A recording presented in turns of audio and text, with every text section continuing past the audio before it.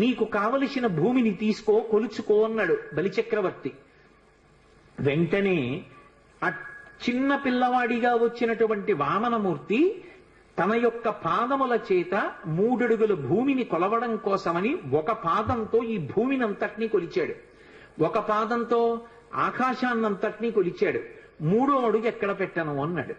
అప్పుడు ఇంతంతైవటుడు ఇంతయైవర్యుతానింతై అభోవీధిపై అంతైతో ఇతమండలగ్రమణ కల్లంతై ప్రభారాశిపై అంతై చంద్రునకంతయై ధ్రువునిపై అంతై మహర్వాటిపై అంతై సత్యపదోన్నతుండగుచు బ్రహ్మాండాంత సంవర్ధి. అంత పెరిగిపోయినటువంటి ఆ త్రివిక్రమ స్వరూపంతో పాటుగా అరణ్యములతో పర్వతములతో ఉన్నటువంటి ఈ భూమికంతటికి 21 మార్లు ప్రదక్షిణం చేశాను హనుమ. జాంబవంతుడు చెప్తున్నాడు. కానీ ఇప్పుడు ఓపిక లేదు, వెళ్ళలేను. నువ్వు సామాన్యుడివి కావు, కారణజన్ముడివి. నీ తల్లి ఒక అప్సర స్త్రీ, పుంజక స్థల. శాపవశాత్తు ఈ భూమి మీద అంజనాదేవి అన్న పేరుతో పుట్టింది. ఆమె నీ తండ్రి అయినటువంటి కేసరి యొక్క భార్య. వాయుదేవుడు ఔరసపుత్రుడిగా కేసరికి క్షేత్రజునిగా అనుగ్రహించాడు నిన్ను. అప్పుడు పుట్టినటువంటి కారణజన్ముడివి. పుడుతూనే శిశురూపంలో ఆకలిగొని ఉదయిస్తున్న సూర్యబింబాన్ని పండనుకుని పట్టుకోవడానికి వెళ్లి ఇంద్రుడి యొక్క వజ్రాయుధం చేత కొట్టబడి ఎడమదవడ విరిగి కింద పడితే విరిగిన దవడ కలిగిన వాడివి కనుక హనుమ అని పేరు పొందావు. అనేక పర్యాయములు గరుత్మంతుడు సముద్రం మీద వెళ్ళిపోతూ అందులో తిరిగేటటువంటి పావుల్ని తన్నుకుపోతుండగా నేను చూశాను. వైనతేయుడైనటువంటి ఆ గరుత్మంతుని యొక్క రెక్కలకు ఎంత గొప్ప శక్తి ఉందో హనుమ వాయుపుత్రుడవైనటువంటి నీ యొక్క భుజములయందు కూడా అంత శక్తి ఉంది. నీ బలాన్ని నువ్వు జ్ఞాపకం తెచ్చుకో. ఒకప్పుడు ఋషుల యొక్క శాపకారణం చేత నీ బలాన్ని మరిచిపోయావు. ఇప్పుడు సమస్త వానర జాతి ప్రతిష్టని, వానర ప్రభువైనటువంటి సుగ్రీవుని యొక్క కార్యాన్ని నెరవేర్చడాన్ని, సుగ్రీవుడిచ్చినటువంటి మాట నిజమైంది అనేటట్టుగా సుగ్రీవుడి యొక్క ప్రతిష్టని నిలబెట్టడం, రామచంద్రమూర్తి కార్యాన్ని సాధించడం, సీతమ్మ తల్లి క్షేమవార్త తీసుకురావడం, ఇంతమంది వానరుల యొక్క ప్రాణాన్ని నిలబెట్టడం నీ చేతులలో ఉన్నాయి. హనుమ, వాయువు, గరుత్మంతుడు, నువ్వు, మీ ముగ్గురికే ఇంతటి వేగం ఉన్నది. అటువంటి నీవు ఇలా నిస్తేజుడిలా కూర్చోవడం మర్యాద కాదు. నీ బలాన్ని, నీ శక్తిని నువ్వు జ్ఞాపకానికి తెచ్చుకుని ఒక్కసారి లంఘించు అని ఆయన్ని పిలుస్తూ ఒక మాట అంటారు. హనుమాన్ హరిరాజస్య సుగ్రీవస్య సమోహ్యపి రామలక్ష్మణయోశ్చాపి తేజసాచ బలేనచ. ఇది జాంబవంతుడు చెప్పినటువంటి పరమ సత్యమైనటువంటి మాట. ఆయన అన్నాడు, ఓ హనుమ, హనుమన్ హరిరాజస్య, వానరములకన్నిటికీ రాజైనటువంటి ఓ హనుమ, సుగ్రీవస్య సమోహ్యపి, నువ్వు నీ వినయము చేత సుగ్రీవుడి దగ్గర ఒక మంత్రిగా సేవిస్తున్నావు, కానీ నువ్వు సుగ్రీవుడి కన్నా తక్కువ వాడవు కాదు. సుగ్రీవుడితో సమానమైనటువంటి బలపరాక్రమములున్నవాడివి. అది రామలక్ష్మణయోశ్చాపి, రామలక్ష్మణులిద్దరూ ఎంతటి తేజోవంతులు బలవంతులో నీవు కూడా అంతటి వాడవే. తేజసాచ బలేనచ, తేజస్సు ఎందు బలము ఎందు ఆ ముగ్గురి కన్నా నువ్వెంత మాత్రము తక్కువ వాడివి కావు. అటువంటి వాడివి ఇవాళ 100 యోజనముల సముద్రాన్ని దాటడం నీకు పెద్ద లెక్క కాదు. కానీ నీ బలాన్ని నువ్వు మర్చిపోయావు. హనుమ, ఉత్తిష్ట హరిషార్దూలా లంఘయస్వ మహార్ణవం పరాహి సర్వభూతానాం హనుమన్యా గతిస్తవ అన్నాడు. ఉత్తిష్ట హరిషార్దూలా, లే హనుమ, నీ శక్తిని జ్ఞాపకం తెచ్చుకో. లంఘయస్వ మహార్ణవం, ఈ సముద్రాన్ని చిన్న ఎద్దు పాదములో అడుగు వేస్తే అది చిన్న ముద్ర పడితే అందులోకి వచ్చి నీళ్లు నిలబడితే ఎంతుంటాయో నీ శక్తి ముందు ఈ సముద్రం అంతా. కాబట్టి ఈ సముద్రాన్ని లంఘించు.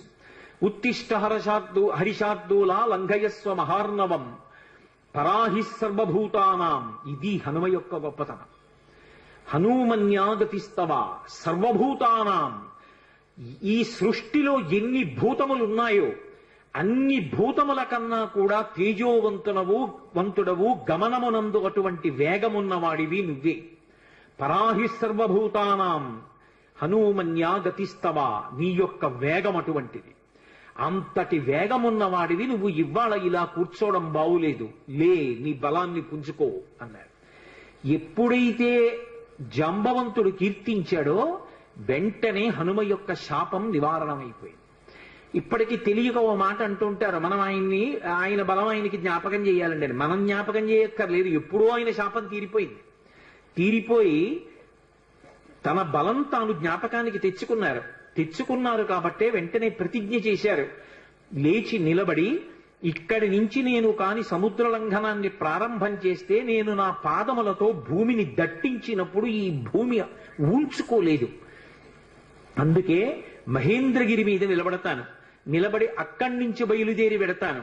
నాకిప్పుడు ఎంత సంతోషంగా ఉందంటే, అపారమైనటువంటి వేగము కలిగినటువంటి బంగారు రెక్కలు అల్లారుస్తూ ప్రయాణించేటటువంటి గరుత్మంతుడు సముద్రం మీద తీవ్రమైన వేగంతో వెడుతూ పావుల్ని తన్నుకుపోతుంటే ఏకకాలంలో ఆ గరుత్మంతుడి చుట్టూ కొన్ని వందల పర్యాయములు ప్రదక్షిణం ఆచరించగలను.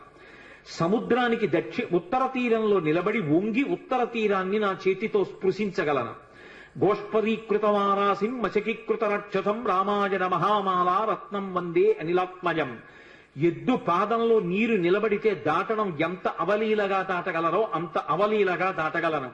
ఈ పర్వతములతో, నదులతో, సముద్రంతో శోభిస్తున్నటువంటి ఈ భూమండలాన్నంతటినీ తిరగవేసి సముద్రంలో కలిపేయగలను. పర్వతాలనన్నిటినీ కూడా నా తొడల వేగంతో చూర్ణం చెయ్యగలను. ఆకాశాన్ని ఒరుసుకుంటున్నాడా అన్నట్టుగా ఆకాశ మార్గంలో ఈ సముద్రాన్ని దాటి ఆవలి ఒడ్డుకు చేరగలను. ఇప్పుడే బయలుదేరుతానని మహానుభావుడు బయలుదేరారు. అలా జాంబవంతుడు చేసినటువంటి ప్రార్థన చేత, ఆయన చేసినటువంటి స్తోత్రం చేత హనుమ యొక్క శాపము ఎన్నడో నివారణమైపోయింది. అటువంటి హనుమ సూర్యనారాయణమూర్తి ఇచ్చినటువంటి అనుగ్రహం మేరకు సూర్య భగవానుడికి శిష్యుడయ్యాడు. లోకంలో ఎందరో శిష్యులుంటారు. గురువుగారి దగ్గర పాఠం నేర్చుకున్న వాళ్ళు, శాస్త్రం చదువుకున్న వాళ్ళు. కానీ అందరు శిష్యులు ఒకెత్తు, హనుమ ఒక్కరూ ఒకెత్తు. హనుమ వంటి శిష్యుడు లోకంలో ఉండరు. ఎందుచేత అంటే లోకంలో ఎక్కడైనా గురువు పాఠం చెప్పాలి అంటే తాను స్థిరంగా కూర్చుని శిష్యుల్ని కూర్చోబెట్టుకుని పాఠం చెప్తారు. అథవా గురువుగారు అటు ఇటు నడుస్తూ పాఠం చెప్పడం విన్నాం. గురువుగారు మధ్యలో తెర కట్టుకుని శిష్యులకు పాఠం చెప్పడం విన్నాం పతంజలి చరిత్రలో. కానీ సూర్యుడు హనుమకి పాఠం చెప్పడానికి ఆగకూడదు. ఎందుకంటే కాలగమనం ఆగిపోతుంది కాబట్టి ఆయన ఉదయాద్రి మీద బయలుదేరి అస్తాద్రికి వెళ్ళిపోయే పర్యంతము ఆయనతో పాటుగా ప్రయాణిస్తూ పాఠం వినాలి. ఆయన పోని ప్రయాణించేటప్పుడు చంద్రుళ్ళ సుధాకిరణుడై ఏం చల్లగా ఉండడు. నిమిషానికి ఆయన తేజస్సుని పుంజేసుకుంటాడు. మధ్యాహ్న కాలం అయ్యేటప్పటికే మార్తాండ బింబంగా ఉంటాడు. దుర్నిరీక్షమైనటువంటి ప్రకాశంతో ఉంటాడు. అటువంటి సూర్యనారాయణమూర్తి దగ్గర కూర్చుని పాఠం వినడం ఎలా సాధ్యం? పోని గురువుగారు పాఠం చెప్తుంటే ఆయన నేర్చుకున్నది వ్యాకరణం. పైగా వ్యాకరణం నేర్చుకోవాలి అంటే కేవలం విని నేర్చుకోవడం కుదరదు. పుస్తకం చేతితో పట్టుకుని గురువుగారికి పక్కన నిలబడి ఇలా చెవి పెట్టి గురువుగారితో సమానంగా కూర్చోవడం గాని, గురువుగారితో సమానంగా నిలబడ్డం గాని చేసి పాఠం నేర్చుకోకూడదు. గురువుగారు వస్తుంటే కొంచెం ముందుకు వెడుతూ ఇలా చెవి పెట్టి విందామంటే గురువుగారికి పృష్ఠభాగం చూపించకూడదు. గురువుగారికి ముందుకు నిలబడి పాఠం వినాలి. గురువుగారికి ఎదురుగుండా నిలబడదామంటే నిరాధారమైన ఆకాశ మార్గంలో సూర్యనారాయణమూర్తి యొక్క రథం వెళ్ళిపోతుంటుంది. దుర్నిరీక్షమైన తేజస్సు క్షణానికి పుంజేసుకుని మీదకొస్తాడు. అంత వేగంతో సూర్యుడు వస్తే అంత వేగంతో వెనక్కి నడవాలి. వెనక్కి నడుస్తూ చేతిలో శాస్త్రం పట్టుకుని శాస్త్రం వంక చూస్తూ, గురువుగారి ముఖం వంక చూస్తూ, గురువుగారు చెప్పిన మాటలు వింటూ శ్రద్ధతో చదువుకుంటూ నేర్చుకుంటూ వెనక్కి నడవాలి. నడిచి గురువుగారు అస్తాద్రికి చేరుకునేటప్పటికీ శిష్యుడు అస్తాద్రికి చేరుకుని ఆ రోజు పాఠం పూర్తి చెయ్యాలి. ఎవరైనా వెళ్ళగలరా? సూర్యుడి దగ్గర పాఠం నేర్చుకోగలరా? మహానుభావుడైనటువంటి స్వామి హనుమ నేర్చుకున్నాడు. అందుకే సూర్యనారాయణమూర్తికి తన శిష్యుడైనటువంటి హనుమ పేరు చెప్తే ఎంత సంతోషం. ఇటువంటి శిష్యుడు ఎక్కడ దొరుకుతాడని. శిష్యుడి పేరు చెప్తే గురువు పులకించిపోవాలి. దేని చేత అంటే శిష్యుడి యొక్క నడవడి చేత. శిష్యుడి నడవడి చూసి గురువు ఛీ అనే రోజు తెచ్చుకోకూడదు. అంతకన్నా అసహ్యకరమైన విషయం లోకంలో ఎక్కడుంటుంది? కాబట్టి ఆ హనుమ యొక్క వినయం, ఆ హనుమ యొక్క నడవడి చూసి గురువు అయినటువంటి సూర్యనారాయణమూర్తి పరవశించిపోయేవాడు. విచిత్రం ఏమిటంటే హనుమకి గురువు సూర్యనారాయణమూర్తి. ఆ సూర్య వంశంలో ప్రభవించినటువంటి వాడు రామచంద్రమూర్తి. రామచంద్రమూర్తికి గురువు వశిష్ఠుడు. రామచంద్రమూర్తికి గురువు వశిష్ఠుడైతే రామచంద్రమూర్తి స్వామి హనుమకి సమస్తం. యథార్థానికి స్వామి హనుమకి తల్లి రాముడే, తండ్రి రాముడే, గురువు రాముడే, దైవం రాముడే, అన్నీ రాముడే. అసలు శాస్త్రంలో ఒక సీతారామాంజనేయ సంవాదం అని ఒక విషయం చెప్తారు. రామతారక మంత్రోపదేశం హనుమకి ఎవరు చేశారు అంటే సీతమ్మ చేసింది అంటారు. హనుమకి వేదాంత జ్ఞానం నేర్పిన వారెవరు అంటే రామచంద్రమూర్తి. రాముడు గురువు హనుమకి. సూర్యుడి దగ్గర వ్యాకరణ పాఠం అంతా నేర్చుకున్నాడు. కానీ ఆ వినయానికి సూర్యుడు పొంగిపోతాడు. నాకు ఇప్పటికీ తిరుపతి వెళితే ఆ పద్మావతి అమ్మవారి దేవస్థానానికి వెళ్లి జగదంబని సేవించి వచ్చిన తర్వాత పద్మ సరోవరం ఎదురుగుండా సూర్యనారాయణమూర్తి ఉంటారు, 2 చేతుల్లో ఇలా కమలాలు పట్టుకుని. ఆయన దగ్గరికి వెళ్లి ప్రదక్షిణం చేసి కూర్చోగానే నాకు మొట్టమొదట జ్ఞాపకం వచ్చేవారు ఎవరంటే హనుమ. ఎందుకంటే ఈ గురువు గారు ఎంత మురిసిపోతూ ఉంటారో ఆయన్ని శిష్యుణ్ణి తలుచుకుని. అది కదా శిష్యుడంటే. శిష్యుడి పేరు చెప్పేటప్పటికీ గురువు పరవశించిపోవాలి. గురువు సదా నా శిష్యుడు రక్షింపబడుగాక అని మనసులో అంత సంతోషంతో ప్రార్థన చేసేటట్టుగా శిష్యుడి యొక్క నడవడి ఉండాలి. అందుకే ఆ సూర్యనారాయణమూర్తి దగ్గర వ్యాకరణం నేర్చుకున్నారు, వేదాంతాన్ని రామచంద్రమూర్తి దగ్గర నేర్చుకున్నారు హనుమ. రామచంద్రమూర్తికి వేదాంత జ్ఞానము పట్ల విశేషమైనటువంటి అనురక్తి, ధర్మానుష్ఠానమునందు కూడా అంతే అనురక్తి. మనకి పూర్వమీమాంస ఉత్తరమీమాంస అని 2 ఉంటాయి. పూర్వమీమాంస ధర్మాన్ని ప్రతిపాదన చేస్తుంది, అందుకే దానికి ధర్మమునందు అనురక్తి కల్పించేటటువంటి శాస్త్రము అని ధర్మ జిజ్ఞాస అని పిలుస్తారు. ఉత్తరమీమాంస పరావిద్యని చెప్తుంది, అపరావిద్యని మిగిలినవి చెప్తాయి. పరావిద్య అంటే మోక్షమునకు కారణమైనటువంటి వేదాంత శాస్త్రం. అది కేవలము కూడా బ్రహ్మ జిజ్ఞాస అంటారు. బ్రహ్మ జిజ్ఞాస అంటే కేవలము జ్ఞానమునందు అనురక్తి. ఆ జ్ఞానము ఎవరికి కలుగుతుందో వాడే మోక్షమునకు అర్హుడవుతాడు. వాడు జీవన్ముక్తుడు అంటారు. శరీరంతో ఉండి కూడా మోక్షాన్ని పొందేసిన వాడే. శరీరం పడిపోయిన తరువాత పొందేది విదేహ మోక్షం. అంతేకాని చచ్చిపోయిన తర్వాత ఎప్పుడో మోక్షం వస్తుంది అన్నది అద్వైత సిద్ధాంతం కాదు. జ్ఞానము కలిగిన కారణం చేత శరీరంతో ఉండగానే మోక్షాన్ని పొందేస్తాడు. అందుకే కురుడిని పూర్ణాహుతిలో వాడతారు. అది పెంకు నుంచి విడిపోతుంది. శరీరంలో ఉన్న గుడుగుడులాడుతూ తాను వేరుగా ఆత్మగా ఉంటాడు, సాక్షిగా శరీరాన్ని చూస్తూ ఉంటాడు. ఆ జ్ఞానమునకు ఎవరు చేరిపోయాడో అటువంటి వాడికి ఇహ విహిత కర్మ నిషిద్ధ కర్మ అన్న 2 మాటలు అన్వయం అవ్వవు. అన్నిటికీ అతీతంగా ఉంటాడు. అదిగో అటువంటి మహాజ్ఞానులలో అగ్రగణ్యుడెవరు అంటే స్వామి హనుమ. సాధారణంగా లోకంలో హనుమ అనేటప్పటికీ ఏం చెప్తామంటే ఆయన చాలా గొప్ప బలవంతుడు అంటారు. భజరంగ బలి అంటుంటారు ఉత్తర భారతదేశం అంతా కూడా. ఆయనది ఉక్కు ముక్క లాంటి శరీరం అంటారు. కానీ యథార్థం మనకు అదొక్కటే కాదు. అసలు హనుమ యొక్క తత్వాన్ని అద్భుతంగా అనుభవించిన మహాపురుషుల్లో ఒకడు సంత్ గోస్వామి తులసీదాస్. తులసీదాస్ గారు ఆయన మీద కొన్ని ప్రార్థనా శ్లోకాలు చెప్పారు. హనుమాన్ చాలీసా చేసే అలవాటు ఉన్నవారు ఆ ప్రార్థనా శ్లోకాలు చేస్తారు. అవి సంస్కృతంలో ఇచ్చారు ఆయన.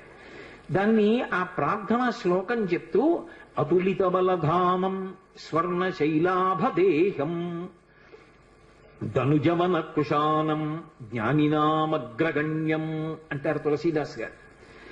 అతులిత బలధామం, అతులిత అంటే పోల్చడానికి ఇక అటువంటి బలం ఉన్నవాడు లేడు. ఆయన బలంతో సమానమైన బలం ఉన్నవాడు అని చెప్పడానికి వీలు లేదు. ఎందుకని కింద ఒక పెద్ద విషయం ఉంది. స్వర్ణ శైలాభదేహం, భ కాంతి, బంగారు కాంతి శరీరంలోంచి వస్తూ ఉంటుంది. ఎక్కడదది? మీరు పతంజలి యోగశాస్త్రాన్ని పరిశీలిస్తే అందులో కనపడుతుంది. ఎవరు నిరంతర బ్రహ్మచర్యంలో ఉంటారో, అస్ఖలిత బ్రహ్మచారి, అసలు ఎన్నడూ ఆయన మనసు కామమునకు వశం కాదు. ఎన్నేళ్ళొచ్చినా అటువంటి బ్రహ్మచర్య దీక్షలో నిలబడి తన యొక్క వీర్యశక్తిని తేజశక్తిగా ఓజోశక్తిగా మారుస్తాడో అటువంటి వాడి రోమకూపములలోంచి బ్రహ్మ తేజస్సు బంగారు కాంతితో పైకి కొడుతుంది. అది తులసీదాస్ గారి నిర్వచనం. అతులిత బలధానం, అటువంటి బ్రహ్మచర్యనిష్ఠున్నవాడు, జితేంద్రియం, ఇంద్రియములను గెలిచినవాడైన. కాబట్టి అతులిత బలధామం, ఆయనతో సమానమైన బలవంతుడు వేరొకడు ఉన్నాడని చెప్పడానికి వీల్లేదు. అంతటి మహాబలవంతుడు హనుమ ఒక్కరే. ఆ బలానికి కారణం ఆయన బ్రహ్మచర్యం కూడా. అతులిత బలధామం స్వర్ణ శైలాభదేహం, అది యోగశాస్త్ర రహస్యం. అందుకన్నారు తులసీదాస్ గారు, ఏదో శరీరం బంగారు కాంతి చెప్పడానికి కాదు. తులసీదాసు గారు అపరిమితమైనటువంటి హనుమ యొక్క అనుగ్రహాన్ని పొందిన మహాపురుషుడు. స్వర్ణ శైలాభదేహం ధనుజవన కృషానం, రాక్షసులు అనబడేటటువంటి వనాన్ని అంతటినీ కూడా కార్చిచ్చు రూపంలో కాల్చేసినవాడు. కార్చిచ్చు అని అంటుకుంటుంది అరణ్యంలో, రోహిణీ కార్తీ అటువంటి వాటి సమయంలో అంటుకుంటుంది. అసలు ఆ కార్చిచ్చు చూడ్డానికి భయం వేస్తుంది. మీరెవరైనా ఎప్పుడైనా చూశారో లేదో, నాకు ఒకసారి ఈశ్వరుడు దాన్ని చూసేటటువంటి అవకాశం కల్పించాడు. ఒకప్పుడు మంచి వేసవి కాలంలో శ్రీశైలం క్షేత్రంలోంచి కిందకు వచ్చేస్తున్నాను. మేము వచ్చేస్తున్నటువంటి కొండలకి ఆవలి వైపు కొండల మీద కార్చిచ్చు అంటుకుంది. కార్చిచ్చుకో లక్షణం ఉంటుంది, మామూలుగా ఇలా నిలబడి మండదది, అది దూకుతుంది మంట. అసలు చూడ్డానికి గజ గజ గజ గజ వణికిపోతాం. అది ఇక్కడి నుంచి పెద్ద వలయం తిరిగినట్టుగా ఇలా తిరుగుతుంది, తిరిగి దూకుతుంది అవతల వైపుకి. ఆ దూకుతున్నప్పుడు అది దేని మీదకి దూకుతూ వెడుతుంటుందో అదంతా బూది కుప్పల కింద పడిపోతుంటాయి చెట్లు. అది అలా అంటుకుపోతుంది, అంటుకుపోయి వ్యాపించేస్తూ దూకుతూ వెళ్ళిపోతుంది. అలా ఒక గంట ఉందంటే అరణ్యం అంతా కాలిపోతుంది. అందులోంచి ప్రాణులు కూడా తప్పుకోలేవు. ఎంత వేగంగా వెళ్లే ప్రాణులు కూడా కాలిపోతాయి, పక్షులు కూడా పడిపోతాయి ఆ వేడికి. అలా వెడుతుంది. అబ్బా, ఏమి ఉపమానం అండి తులసీదాస్ గారిది! ఏం అనుభవించారు హనుమ యొక్క శక్తిని! ఎవరు వెయ్యగలరు ఇంకటువంటి ఉపమానం? హనుమ యొక్క అవతారమే అంటారు. హనుమతో మాట్లాడేవారు, హనుమతో కలిసి కూర్చున్నారు, హనుమ వలన ఎన్నో విషయాలు తెలుసుకున్నారైనా. అటువంటి వారు కాబట్టి అటువంటి మాటలు వెయ్యగలిగారు హనుమ గురించి. అందుకే హనుమాన్ చాలీసా అంత శక్తివంతమైంది లోకంలో. స్వర్ణ శైలాభదేహం ధనుజవన కృషానం జ్ఞానినామగ్రగణ్యం, ఇది తులసీదాస్ గారి ప్రార్థన. ఇప్పుడు నేను తులసీదాస్ గారి ప్రార్థన అంతా చెప్పి వ్యాఖ్యానం చేయడం అంటే అయ్యే పని యథార్థానికి. ఏదో పైకి తేల్చేస్తున్నాను కానీ ఎప్పుడైనా నాతో పరమేశ్వరుడు హనుమాన్ చాలీసాకి వ్యాఖ్యానం చేస్తే అప్పుడు ఇద్దరు. కాబట్టి జ్ఞానినామగ్రగణ్యం, జ్ఞానుల యందు అగ్రగణ్యుడు, మామూలు వాడు కాదాయన, జ్ఞానుల యందు అగ్రగణ్యమైనటువంటి వాడు. ఎక్కడది ఈ విషయాలన్నీ తులసీదాస్ గారు ఎట్నుంచి కలుపుతున్నారు? నేను ఇందాక మీతో మనవి చేశానే, ధర్మ జిజ్ఞాస బ్రహ్మ జిజ్ఞాస అని ఉంటాయి అని. ధర్మ జిజ్ఞాస రాముడు అరణ్యవాసంలోనూ రాజ్య పరిపాలనలోనూ నిరూపణం చేశాడు. ఆయన ఎక్కడ నేర్చుకున్నాడు ఈ బ్రహ్మ జిజ్ఞాస? యోగవాసిష్టం అని ఓ గ్రంథం ఉంది, అద్వైత సిద్ధాంతానికి ఆయుపట్టు. వశిష్ఠుడు గురువై అద్వైత రహస్యములను, అసలది జ్ఞానవాసిష్టము అంటారు. అటువంటి జ్ఞానాన్నంతటినీ వశిష్ఠుడు రామచంద్రమూర్తికి ప్రబోధం చేశాడు. అప్పుడు విన్నాడు, అనుభవంలోకి తెచ్చుకున్నాడు. మీరు ఎప్పుడైనా అటువంటి మూర్తిని చూశారో లేదో నాకు తెలియదు. నాకు జ్ఞాపకం ఉంటే నేను ఈ 5 రోజుల్లో మీకు ఆ మూర్తిని తీసుకొచ్చి చూపిస్తాను. ఒక అద్భుతమైన ప్రార్థనా శ్లోకం ఉంటుంది. రాముడు రాజ్య పరిపాలకుడిగా కాదు, గురువుగా కూర్చుంటే ఎలా కూర్చుంటాడో. వైదేహీ సహితం సురద్రుమతలే హైమే మహామంటపే మధ్యే పుష్పకమాసనే మణిమయే వీరాసనే సుస్థితం అగ్రే వాచయతి ప్రభంజనసుతే తత్వం మునిభ్యః పరం వ్యాఖ్యాంతం భరతాదిభిః పరివృతం రామం భజే శ్యామలం అని. ఇందులో ఒక పెద్ద చమత్కారం ఉంది. హనుమ పాఠం నేర్చుకోవడం అంటే ఎన్ని విచిత్రాలు జరిగాయి అనుకుంటున్నారు? రాముడు ఎక్కడ నేర్చుకున్నాడు అసలు ఈ చెప్తున్న పాఠాన్ని? వశిష్ఠుడి దగ్గర నేర్చుకున్నాడు. వశిష్ఠుడెవరు? శ్రీమన్నారాయణుని యొక్క శిష్యుడు. ఎందుకని? మీరు అద్వైత గురు పరంపర చెప్పారనుకోండి, నారాయణం పద్మభువం వశిష్ఠం శక్తించ తత్పుత్ర పరాశరంచ వ్యాసం శుకం గౌడపాదం మహాంతం అని గోవింద పాదంచ తథాస్య శిష్యాం అని చెప్తాం. ఆ తర్వాత శంకర భగవత్పాదులు వారి యొక్క శిష్యులు, ఆ పరంపర అంతా వస్తుంది. అందులో నారాయణం మొట్టమొదటి గురువు శ్రీమన్నారాయణుడు. నారాయణుని తర్వాత వచ్చిన గురువు పద్మభువం. అంటే నారాయణుని తర్వాత అంటే ఇంకో ఉద్దేశ్యంతో కాదు, నారాయణుని యొక్క గురుత్వమును అందుకుని గురువుగా ప్రకాశించిన వాడు బ్రహ్మగారు. బ్రహ్మగారి స్థానంలోకి మళ్ళీ బ్రహ్మగారిలా గురువు స్థానంలో కూర్చుని ప్రబోధం చేసిన వాడు వశిష్ఠుడు. ఇప్పుడు వశిష్ఠుడికి గురువెవరు? బ్రహ్మగారు. బ్రహ్మగారికి గురువెవరు? నారాయణుడు. కాబట్టి ఇప్పుడు వశిష్ఠుడికి నారాయణుడు ఏమవుతాడు? పరమగురువు అవుతాడు. గురువు గారి గురువు పరమగురువు కదా. ఇప్పుడు మా గురువు గారు ఉన్నారు, మా గురువు గారికి గురువు గారు నాకు పరమగురువు గారు అవుతారు. అలా వశిష్ఠుడికి నారాయణుడు ఏమవుతాడు? పరమగురువు అవుతాడు. అందుకే నారాయణుడి పేరు చెప్తే వశిష్ఠుడు ఏం చెయ్యాలి? వెంటనే లేచి నిలబడి నమస్కారం చేయాలి. పరమగురువు గారి పేరు చెప్పినా పరమగురువు గారు కనపడ్డా. కానీ రామావతారం దగ్గరికి వచ్చేటప్పటికి ఒక చమత్కారం జరిగింది. ఆ వశిష్ఠుడు రాముడికి గురువుగా వచ్చాడు. రాముడెవరు? నారాయణుడు. ఇప్పుడు రాముడు ఏం చేశాడు? వశిష్ఠుడి పాదాలు పట్టుకుని నమస్కారం చేశాడు. చేసి పాఠం చెప్పమని అడిగాడు. ఇప్పుడు తనకి పరమగురువైన నారాయణుడు తనకి శిష్యుడై తన కాళ్ళు పట్టుకుంటే పాఠం చెప్పాడు వశిష్ఠుడు. ఇదొక చమత్కారం రామావతారంలో గురు శిష్యుల విషయంలో. అటువంటి వశిష్ఠుడి దగ్గర యోగవాసిష్టం, జ్ఞానవాసిష్టం నేర్చుకున్నాడు, అనుభవంలోకి తెచ్చుకున్నాడు. తెచ్చుకుని ఇప్పుడు ఈ పాఠం ఎవరికి చెప్పాలి? దానికి అర్హుడైన వాడు ఉండాలి. ఎవడు అర్హుడు? ఏ కోరిక లేనివాడు. ఏ కోరిక లేకపోవడం అంత తేలిక మార్గం అనుకోకండి. ఏ కోరిక అడగడానికి లేకపోవడం అంటే అది గురువు గారు కోరుకునేటటువంటి అద్భుత స్థితి కలిగిన శిష్యుని యొక్క లక్షణం. అదే సామాన్యమైన విషయం కాదు. ఎవరుంటారు అలా? కనపడడం ఏం మాటలండే. ఆ స్థితికి చేరుకోవడం హనుమ ఒక్కరే. అందుకే వైదేహీ సహితం సురద్రుమతలే హైమే మహామండపే. బంగారు మండపంలో రామచంద్రమూర్తి కూర్చున్నారు. మునులు కూడా వచ్చారు ఆయన దగ్గర వినడానికి. కానీ ఆయన ఎవరికి ఉపదేశం చేశారో తెలుసా? ఆయనకి ఉపదేశం చేస్తుంటే మిగిలిన వాళ్ళందరూ విన్నారు. ఎవరికి? హనుమకి ఉపదేశం చేశారు. ఎందుకని? అగ్రేవాచయతి ప్రభంజన సుతే తత్వం మునిభ్య పరం వ్యాఖ్యాంతం భరతాధివిట్ పరివృతం రామం భజే శ్యామలం.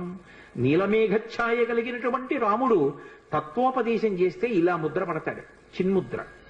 ఇలా చిన్ముద్ర పట్టి ఎలా కూర్చుంటాడంటే వీరాసనే సుస్థితం. ఈ కాలు తీసి ఈ కాలు మీద వేసుకుంటాడు. దాన్ని వీరాసనం అంటారు. అంటే గురువు గారు కేవలం జ్ఞానోపదేశం చెయ్యడానికి మాత్రమే కూర్చున్నారు. ఇక అంతకన్నా పై స్థాయి ఉండదు. ఇక అదొక అద్భుతమైన స్థాయి. లోకంలో ఇక జ్ఞానం ఇవ్వడం కన్నా గొప్పదేదీ లేదు. ఆ స్థితిలో గురువు గారు కూర్చున్నారు అని గుర్తు ఏమిటంటే, ఒక మోకాలు మీదకి రెండో కాలు వేసుకుంటారు. దక్షిణామూర్తి కూర్చుంటాడు. అలా కూర్చుంటే చుట్టూ సనకసనందనాదులు కూర్చుంటారు. అలా రాముడు కూర్చున్నాడు, ఇలా కాలు మీద కాలేసి కూర్చుంటే తొడ మీద, ఎడమ తొడ మీద వైదేహీ సహితం సీతమ్మ కూర్చుంది. ఎందుకు సీతమ్మ కూర్చోవడం? ఎందుకు? గురువు గురుపత్ని అభేదం. గురువు గారు ఎంతో గురుపత్ని అంతే. గురువు గారు వేదాంత పాఠం చెప్తున్నప్పుడు గురుపత్ని కూడా అంతే వేదాంత ధోరణిలో ఉంటుంది. అందుకే జానకీ సహితం సీతా సహితం అనలేదు, వైదేహీ సహితం. వైదేహి అంటే విదేహ వంశంలో పుట్టింది, శరీర భ్రాంతి లేదు, తాను కూడా ఆత్మగా రమిస్తున్న సీతమ్మ. అటువంటి సీతమ్మ రాముడి తొడ మీద కూర్చుని ఉండగా వీరాసనంలో కూర్చుని సురద్రుమతలే హైమే మహామండపే మధ్యే పుష్పకమాసనే మణిమయే వీరాసనే సుస్థితం. చక్కగా కూర్చున్నాడు. ముందు సుస్థితం, బాగా సువ్యవస్థితంగా గురువుగారు కూర్చుంటే కదా పాఠం చెప్పడం. సుస్థితం. అంతమంది మునులున్నారు, భరతాదులున్నారు. భరతుడు యువరాజు, ముందు యువరాజు కూర్చోవాలి. కానీ భరతుడు కాదు కూర్చున్నది. ఎవరిని కూర్చోబెట్టారు ముందు? ఎవరికి చేస్తున్నాడు ఉపదేశం? అగ్రేవాచయతి ప్రభంజన సుతే. ప్రభంజన సుతుణ్ణి కూర్చోబెట్టారు. ప్రభంజనుడు అంటే వాయువు, వాయువు యొక్క కుమారుణ్ణి కూర్చోబెట్టారు. ఇందులో ఒక చమత్కారం ఉంది. మామూలుగా వాయువు అంటారు, ప్రభంజనుడు అని ఎప్పుడంటారంటే విరిచేసేంత వేగంగా వెళ్ళిపోతాయి. వాయువు మామూలుగా వీస్తోంది అనుకోండి, అందరికీ సంతోషంగా ఉంటుంది. అదే వాయువు ఏ పెను తుఫానో వచ్చినప్పుడు వీచినట్టుగా విపరీత వేగంతో వీచిందనుకోండి, ఎదురుగుండా ఉన్న వస్తువు విరిగి కింద పడిపోతుంది. కర్ర కానివ్వండి, చెట్టు కానివ్వండి, స్తంభం కానివ్వండి. అప్పుడు ప్రభంజనుడు అంటారు. హనుమతి ఎటువంటి వేగం? మనోజవం అరుతతుల్య వేగం. విపరీతమైన వేగం శరీరానికి ఉంది, అంతే వేగం మనస్సుకుంది. కానీ గురువు గారి దగ్గర కూర్చున్నప్పుడు ఎలా కూర్చుంటారంటే శరీరము కదలదు, మనసు కదలదు.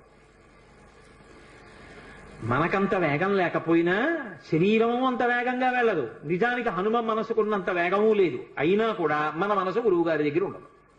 పాఠం మీద ఉండదు, శాస్త్రం మీద ఉండదు, భగవంతుడి మీద ఉండదు. మిమ్మల్ని కాదు, నాబోటి గారి గురించి చెప్తున్నా. ఎక్కడో తిరుగుతుంటుంది. ఆయన అంత వేగంగా వెళ్ళగలిగిన వాడు గురువు గారి దగ్గరికి వచ్చేటప్పటికి అంత నిశ్చలంగా కూర్చుంటాడు.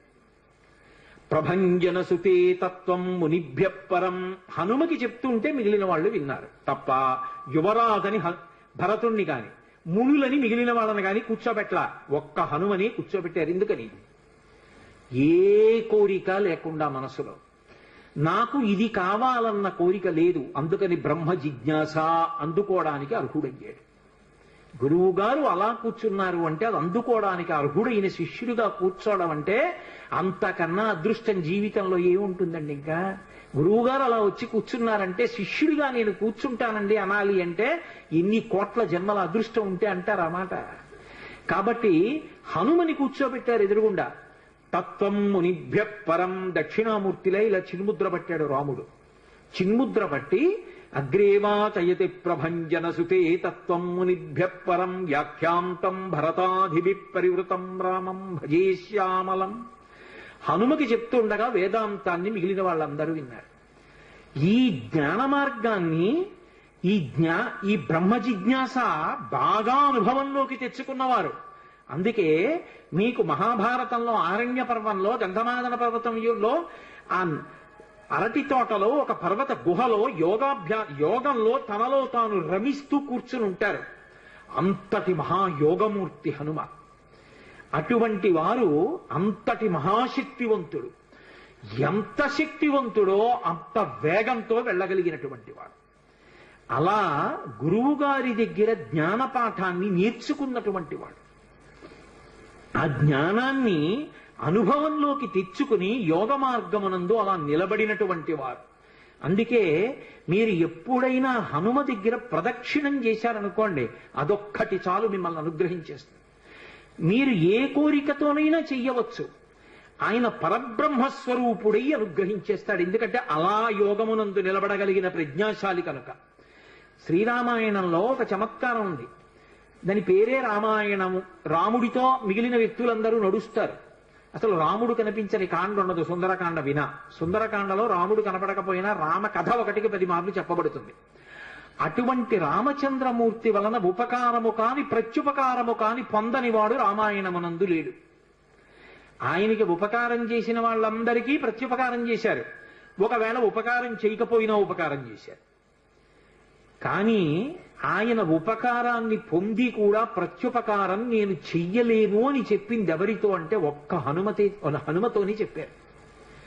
రామాయణ పరిసమాప్తి సమయంలో హనుమని దగ్గరికి పిలిచి గట్టిగా కౌగిలించుకుని ఒక మాట అన్నారు. మదంగే జీర్ణతాం యాతు ఎత్తయోపకృతం కపేహి నరహ ప్రత్యుపకారాణం అపత్సాయ అతిపత్రతాం అన్నారు. హనుమా, నువ్వు చేసిన ఉపకారము నా శరీరమునందు జీర్ణమైపోవుగాక. ఎందుకని? నువ్వు నాకు చేసిన ఉపకారానికి నీకు ప్రత్యుపకారం చెయ్యడం ఇక సాధ్యం కాదు. నేను కష్టంలో ఉంటే నువ్వు నా భార్య యొక్క జాడ కనిపెట్టావు. ఇప్పుడు నీకు ప్రత్యుపకారం చేయాలంటే నీకు అటువంటి కష్టం కలగాలి. కోరచ్చా నేను? అందుకని నేను కోరను. నీకటువంటి ఆపద రాదు. కాబట్టి నీకు నేను ప్రత్యుపకారం చెయ్యలేను. నీవు చేసిన ఉపకారము నా శరీరమునందు జీర్ణమైపోవుగాక అని కౌగలించుకున్నారు. హనుమ ఒక్కరు తప్ప రామాయణం మొత్తం మీద ఈ స్థితిని పొందిన వారు వేరొకరు లేరు. అందుకే రామచంద్రమూర్తి అవతార పరిసమాప్తి సమయంలో ఆయనతో అందరూ వచ్చేస్తానని వెనక వెళ్ళిపోతున్నప్పుడు హనుమని కూడా అడిగారు. హనుమ, నువ్వు వస్తావా అని అడిగారు. రామచంద్ర ప్రభో, మీరొకటి, మీ కథ ఒకటి, మీ నామం ఒకటి కాదు. ఎక్కడ ఏమి తెలిసినా తెలియకపోయినా రామనామము రామనామము రమ్యమైనది రామనామము అంటే అక్కడికి వెడతాను. రామ కథ చెప్తే వెడతా, రామాయణం చెప్తే వెడతా.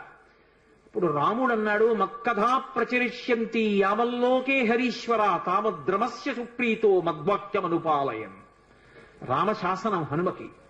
ఎక్కడ రామనామం చెప్పినా, ఎక్కడ రామ కథ చెప్పినా, ఎక్కడ రామాయణం చెప్పినా హనుమా నువ్వు అక్కడికి వెళ్ళి కూర్చుని వింటూ ఉండు. హనుమ సభలోకి వచ్చారు అంటే సభలో ఉన్న వాళ్ళందరికీ మంగళమే. నన్ను నమ్మండి, చచ్చిపోయేవాడు కూడా బతుకుతాడు. హనుమ దర్శనం అంత గొప్పది. ఆయన దర్శనం చేస్తే చాలు. నిన్నను మీతో చెప్పా, సంధ్యాకాల దర్శనంతో సమానం. ఉపద్రవాలు కూడా తొలగిపోతాయి. అంత శక్తివంతం హనుమద్ దర్శనం అంటే. అటువంటి హనుమ సభలోకి ప్రవేశిస్తారు, ప్రవేశించి అనుగ్రహిస్తారు. ఎందుకని అంటే పైన రామశాసనం ఉంది. ఇదే మహానుభావుడు తులసీదాస్ గారి జీవితంలో జరిగింది. తులసీదాస్ గారు ప్రతిరోజు గంగానదిలో స్నానం చేసి చెంబుతో కాసిన నీళ్లు తీసుకొచ్చి రావి చెట్టు మొదట్లో పోసి రావి చెట్టు కింద కూర్చుని తపస్సు చేస్తుండేవారు. ఆ రావి చెట్టు మొదట్లో గంగ నీళ్లు పోస్తుంటే గంగాజలం తగిలిందో ఏమో ఒక బ్రహ్మరాక్షసుడు పైనుంచి కిందకి దిగాడు. బ్రహ్మరాక్షసుడంటే ఎవరు అనుకుంటారేమో, వేదం చదువుకుని కూడా దొంగతనాలు లాంటివి చేసి బ్రతికిన వాళ్ళు బ్రహ్మరాక్షసులు అవుతారు. పతంజలి చరిత్రలో చెప్తారు. కాబట్టి అటువంటి బ్రహ్మరాక్షసుడు క్రిందికి దిగి అన్నాడు, నువ్వు నాకు మహోపకారం చేశావు. ఎప్పటి నుంచో ఈ చెట్టు మీద పడి ఉన్నాను. నువ్వు గంగాజలాన్ని తెచ్చి ఈ చెట్టు మొదట్లో పోసినప్పుడు గంగాజల స్పర్శ చేత నా పాపం శమించింది. నేను సాధారణ రూపాన్ని పొందాను. నీకు నేను ప్రత్యుపకారం చెయ్యాలనుకుంటున్నాను. నీవు రామదర్శనం కోసం పరితపిస్తున్నావు. నీకు రామదర్శనం కావాలి అంటే చేయించగలిగిన వారు హనుమ ఒక్కరే. హనుమ రోజు వస్తుంటారు. ఎక్కడికొస్తారో తెలుసా? ఎక్కడెక్కడ రామనామం జరుగుతుందో, ఎక్కడెక్కడ రామనామం ప్రస్తావనకు వస్తుందో, ఎక్కడెక్కడ రామ కథ చెప్పబడుతుందో అక్కడ ఉంటారు. కాశీలో హనుమాన్ ఘాట్లో ఒక వ్యక్తి రోజు రామాయణం చెప్తున్నాడు. అక్కడికి వచ్చి కూర్చుంటారు. ఎలా గుర్తుపడతావో తెలుసా? అందరికన్నా ముందు సభలోకి వస్తారు. అందరికన్నా ఆఖరణ కళ్ళ నీళ్ల పెట్టుకుని ఒక్కడు తలదించుకుని నడిచి వెళ్ళిపోతూ ఉంటాడు. నువ్వు గుర్తుపట్టి వెంట వెళ్ళు అన్నారు. అప్పుడు ఆ రూపంలో వెళ్ళారు. అన్ని వేళలా అలా వెళ్ళరు, ఏ రూపంలోనైనా వెడతారని. కాబట్టి తులసీదాస్ గారు హనుమాన్ ఘాట్కి వెళ్ళి కూర్చున్నారు. అందరికన్నా ముందు ఒక వ్యక్తి వచ్చాడు రామాయణం వినడానికి. అందరూ వెళ్ళిపోయిన తర్వాత తల ఉంచుకుని కన్నులమ్మట నీరు కారుతుండగా వెడుతున్నాడు. తులసీదాస్ గారు ఆయన వెంటపడ్డారు. ఆ వ్యక్తి కనిపెట్టాడు, ఎవరో నన్ను వెంబడిస్తున్నారని. ఆయన హనుమ, ఆ ముందు వెడుతున్నవారు. వెనక్కి తిరిగి గద్దించారు, ఎందుకు నా వెంట వస్తున్నావు? ఆగక. కాదు, నాకు రామదర్శనం కావాలి, నీ వల్లే జరగాలి. వెళ్ళి కాళ్ళ మీద పడ్డారు. కాళ్ళ మీద పడితే ఆయన ఒక స్థలాన్ని చెప్పారు. అక్కడ కూర్చుని నువ్వు జపం చెయ్యి, తపస్సు చెయ్యి, నీకు రామదర్శనం అవుతుందన్నారు. తులసీదాస్ గారు కూర్చుని తపస్సు చేస్తున్నారు. తపస్సు చేస్తుంటే రామలక్ష్మణులు ఇద్దరూ రాజకుమారుల రూపంలో గుర్రాల మీద వచ్చారు. వచ్చి గుర్రాలు దిగి అరుగు మీద సేద తీరారు. ఎవరో రాజకుమారులని తులసీదాస్ గారు ఊరుకున్నారు. వాళ్ళిద్దరూ గుర్రం ఎక్కి వెళ్ళిపోయారు. హనుమ వచ్చారు. రామలక్ష్మణులు వచ్చారు, గుర్తుపట్టావా అన్నారు. ఎప్పుడు వచ్చారు అన్నారు. అయ్యో, ఇద్దరు రాజకుమారుల వేషంలో వచ్చారయా, నువ్వు గుర్తుపట్టలేదు, వెళ్ళిపోయారన్నారు. ఎంతో బాధపడ్డారు. మళ్లీ సాధన చెయ్యి అన్నారు. మళ్లీ సాధన మొదలుపెట్టారు. మళ్లీ సాధన మొదలు పెడితే కొన్నాళ్ళు అయిపోయిన తర్వాత చిన్న పిల్లవాడి రూపంలో రాముడు వచ్చాడు. గంధం తీస్తున్నారు తులసీదాస్ గారు రామచంద్రమూర్తికి అనులేపనం చేయడానికి. చిన్న పిల్లవాడి రూపంలో వచ్చి తాతా తాతా నాకు గంధం ఇస్తావా అని అడిగాడు. ఇది రాముడి కోసం రా పో అన్నారు తులసీదాస్ గారు. మళ్లీ పొమ్మంటున్నాడు రా రాముడు వస్తే అని హనుమ వెంటనే పంజరంలో చిలక రూపంలో వచ్చి పాట పాడాడు. రాముడు బాలుడి రూపంలో వచ్చి తులసీదాస్ గారిని గంధం అడుగుతున్నాడు. గుర్తించలేని తులసీదాసు వెళ్ళిపోమ్మంటున్నాడు అని. అది విన్నటువంటి తులసీదాస్ గారు వెంటనే పిల్లవాడి కాళ్ళు పట్టుకుని పిల్లవాడి కాళ్ళ మీద పడ్డారు. పడగానే రామచంద్రమూర్తిగా దర్శనమిచ్చారు. దర్శనమిచ్చి, తులసీదాస్, నా పేరు మీద నువ్వు రామాయణాన్ని, దక్షిణ దేశంలో వాల్మీకి రామాయణం, దక్షిణ దేశమే ఎక్కడైనా వాల్మీకి రామాయణం, కానీ నువ్వు ఇప్పుడు రామచరితమానస్ అన్న పేరు మీద రామాయణాన్ని రచించు. ఉత్తర భారతదేశంలో రామచరితమానస్కి ఎంత గౌరవం అంటే, మీరు ఆలయాల్లోకి వెళ్ళండి, వ్యాసపీఠాలు పెట్టి దాని మీద రామచరితమానస్ పెడతారు. గుళ్ళోకి వెళ్ళిన వాళ్ళు కనీసం ఒక్క శ్లోకమైన అందులోంచి చదువుకుని చక్కగా ఓ పువ్వు ఏదో పెట్టి నమస్కారం పెట్టొస్తారు. రామచరితమానస్కి అంత గొప్ప విచిత్రం ఏంటంటే హనుమాన్ చాలీసా రామచరితమానస్ రెండు తులసీదాస్ గారి శరీరంతో ఉండగానే ప్రఖ్యాతి వహించేసాయి. అటువంటి తులసీదాస్ గారు ఎప్పుడూ రామనామం చెప్తుండేవారు. ఒకప్పుడు తులసీదాస్ గారు గంగ ఒడ్డున నిలబడి ఉన్నారు. ఒక ఆవిడ గబగబా వచ్చి ఆయన కాళ్ళ మీద పడి నమస్కారం చేసింది. ఎప్పుడూ అలవాటు మీద తులసీదాస్ గారు దీర్ఘసుమంగళీభవ అన్నారు. అయ్యా, నన్ను దీర్ఘసుమంగళీభవ అంటున్నారు, నా భర్త మరణించాడు, అదిగో చితి మీద పడుకోబెడుతున్నారు దహన సంస్కారానికి, మీ నోట వంట వచ్చిన మాట అబద్ధం కాకూడదు అందావిడ. నా నోట రావడం ఏమిటమ్మా, రాముడు పలికించాడు. ఆయన వెంటనే అక్కడికి వెళ్లి ఆ కమండలంలో నీళ్లు తీసి ఆ శవం మీద చల్లి రామనామం చెప్పారు. చటుక్కున లేచి కూర్చున్నాడు. ఇది చూశారు పాదుషా యొక్క గూఢచారులు ఆ గంగా తీరంలో తిరుగుతూ. తులసీదాస్ గారి దగ్గర రకరకాలైనటువంటి విన్యాసాలున్నాయి, ఆయన ఏవైనా చెయ్యగలడని పాదుషాకి చెప్పారు. పాదుషా తులసీదాస్ ని పిలిపించారు. పిలిపించి నువ్వేమిటో చచ్చిపోయిన వాడిని బతికించావుట, ఏవి కొన్నటువంటి వింత చేష్టితములు చెయ్యన్నారు. తులసీదాస్ గారు అన్నాడు, వింత చేష్టితములు చేయడానికి నేను గారడివాణ్ణా? కాదు, రాముడు నన్ను పనిముట్టుగా అనుగ్రహించాడు, అది రామానుగ్రహం అన్నాడు. అంటే నేను చెప్పిన మాట పాటించట్లేదు కాబట్టి కొరడాలతో కొట్టండి అన్నాడు. అంటే అప్పుడు హనుమాన్ చాలీసా చేశారు తులసీదాస్ గారు. కళ్ళు మూసుకుని హనుమని తెలుసుకుని హనుమాన్ చాలీసా చేస్తుంటే భటులు వచ్చి కొరడాలు పట్టుకుని కొట్టడానికి పైకెత్తుతున్నారు. ఆశ్చర్యం ఏమిటంటే ఆ రోజున పాదుషా కోట అంతఃపురం అంతటా పెద్ద పెద్ద కోతులు వచ్చి ప్రతి సైనికుడి చెయ్యి పట్టుకున్నాయి కదలకుండా. పాదుషా భయపడిపోయి సింహాసనం దిగి కిందకొచ్చి తులసీదాస్ గారి కాళ్ళ మీద పడ్డాడు. అప్పుడు ఖచ్చితంగా పూర్తయిపోయింది హనుమాన్ చాలీసా. ఆ తులసీదాస్ గారి చదివినప్పుడు అన్ని కోతుల రూపంలో వచ్చి ఎదురుగుండా హనుమ నిలబడి కాపాడారు తులసీదాస్ గారిని. అందుకే అప్పటికీ ఇప్పటికీ ఎప్పటికీ కూడా హనుమాన్ చాలీసాకి అంత శక్తి. తులసీదాస్ గారు ఎప్పుడు మాట్లాడుతూ ఉండేవారు స్వామి హనుమతోటి. రామాయణ రచన చేసేటప్పుడు రామచరితమానస్ రాసేటప్పుడు ఏ ఏ ఘట్టం దగ్గరికి వచ్చేటప్పుడు ఆయా ఘట్టం దగ్గర మళ్ళీ హనుమకి చదివి వినిపిస్తూ ఉండేవారు. హనుమ అంతా చదివి సరేనంటుండేవారు. అబ్బో, ఎన్ని చమత్కారాలు వాళ్ళిద్దరి మధ్యలో, ఎన్ని విశేషాలు జరిగాయో తులసీదాస్ గారికి హనుమకి. అంతటి గొప్ప అనుబంధం. అందుకే హనుమ గురించి తులసీదాస్ గారు ఏవి చెప్పారో అవన్నీ కూడా అద్భుతమైనటువంటి విషయాలు. రామచరితమానస్ అంత గొప్ప గ్రంథం.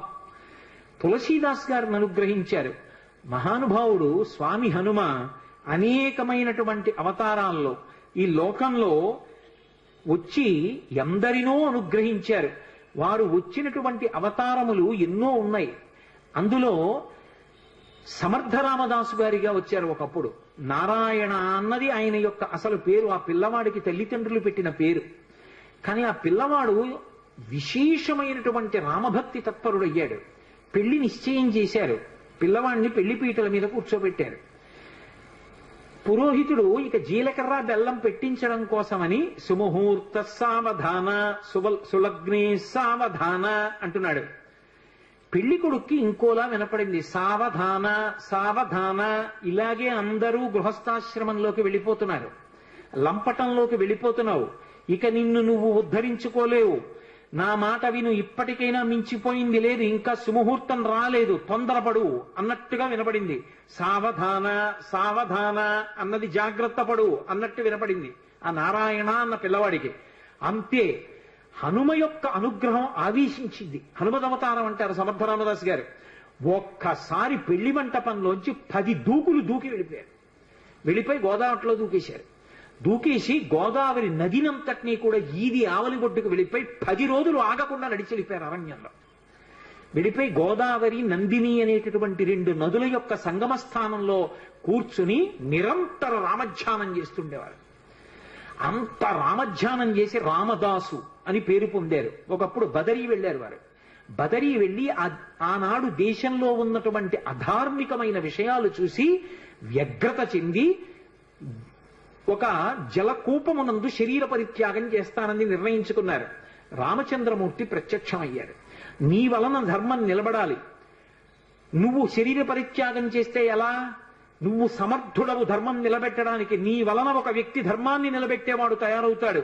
అందుకే సమర్థ రామదాస్ అన్న పేరుతో లోకంలో వ్యవహరించమన్నారు. సమర్థ రామదాస్ అని పేరు మార్చుకుని హిమాలయ పర్వతాల నుంచి వస్తుంటే ఆయనకి హనుమత్ సాక్షాత్కారం అయింది. సమర్థ రామదాసు గారికి దీక్ష ఎవరిచ్చారు అంటే స్వయంగా హనుమ ఇచ్చారు. ఆయనకి జపమాల, కమండలం, అలాగే కృష్ణాజినం, ఆ దీక్షా వస్త్రాలు, వీటన్నిటినీ కూడా స్వామి హనుమయే అనుగ్రహించారు. ధర్మ సంస్థాపన కోసమని సమర్థ రామదాసు గారు కోదండాన్ని, బాణాన్ని పట్టుకు తిరుగుతుండేవారు.